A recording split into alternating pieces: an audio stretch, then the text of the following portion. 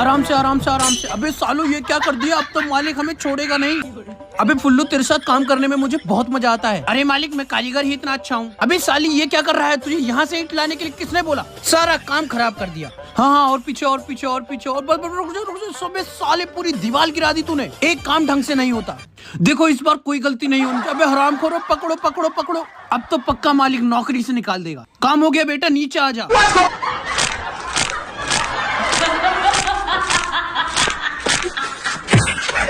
अरे हरामखोर मेरी उंगलियों का तो भरता बन गया। चलो ना पापा, तुम तो फालतू में टेंशन ले रहे हो।